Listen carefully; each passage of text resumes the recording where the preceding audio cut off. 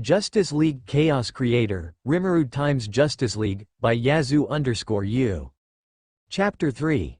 Not normal. Excuse me, miss. Would you like some help carrying those bags? A kind voice called out from behind. Rimuru stepped over his shoulder, balancing a basket filled with fresh vegetables in one hand and a bag of rice in the other.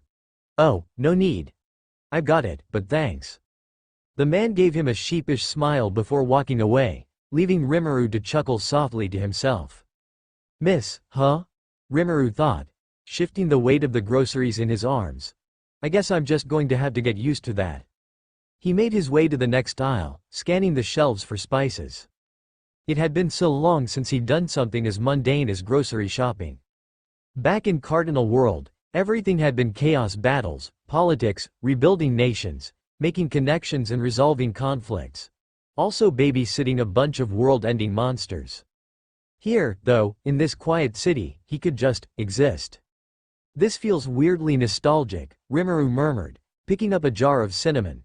Shopping for myself, worrying about what to eat tomorrow, it's almost relaxing. He paused for a moment, eyeing the shelves with a growing sense of amusement.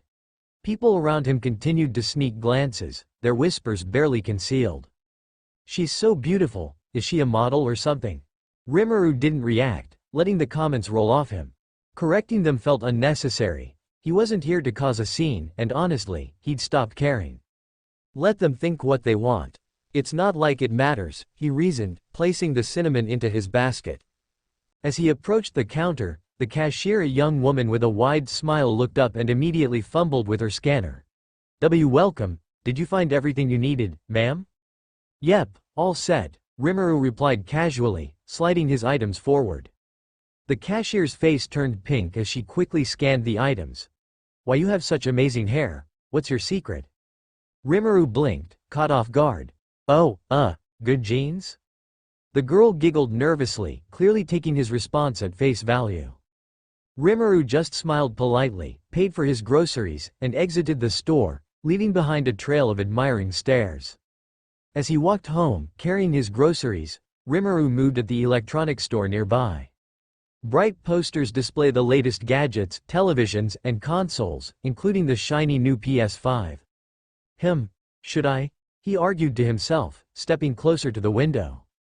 The thought of having a TV or a gaming console was tempting.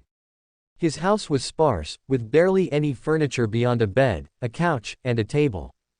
A week in this world, and he'd been living simply, almost Spartan. I can't just keep reading books or baking all day, Rimuru reasoned aloud. I should probably get something for entertainment. A PS5 wouldn't hurt, right? And a TV to go with it.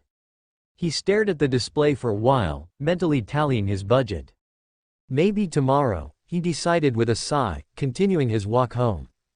As he turned the corner onto his street, Rimuru glanced at the quiet neighborhood, the golden hues of sunset painting the rooftops. Despite the misunderstandings and his new reality, there was something peaceful about this life. For now, he'd settle with his groceries, his baking, and his plans for a cozy little escape with some modern entertainment. What the? Rimuru stopped mid-step, his bag of groceries nearly slipping from his grip. A streak of red zipped past him, moving faster than anything he had ever seen in this world. To most, it might have been a blur, but Rimuru's eyes caught every detail. The red suit, the glowing lightning design, and the emblem on the figure's chest, a bold lightning bolt enclosed in a circle. That's not normal, he muttered, frowning. I thought this was a normal world. Still stunned, Rimuru broke into a brisk walk, heading straight back to his home. Once inside, he dropped the groceries unceremoniously onto the counter and quickly activated his mental link. Ciel, he called, his voice edged with urgency. There was no response. Ciel, what's going on? He tried again, his tone more insistent this time. Silence greeted him, his brows furrowed. That's not like her. Concerned, Rimuru began preparing to open a portal back to his world, his fingers weaving the energy almost instinctively. Before he could finish, Ciel's voice finally echoed in his mind. Apologies, my lord. I was occupied. Occupied? What happened? Rimuru asked, a mixture of relief and exasperation in his voice. Veldora and Milam had another quarrel over food. It escalated. I had to clean up their mess. Rimuru pinched the bridge of his nose, sighing deeply. Of course they did. Why am I not surprised? He shook his head, brushing the thought aside. Anyway, I need answers. What kind of world is this? I just saw someone wearing red running faster. That sound. Like way faster. Ciel responded immediately, her tone calm and informative. This world is unique. It is inhabited by cosmic entities, gods, and various magical races. Additionally, there are individuals with extraordinary powers, often referred to as meta-humans.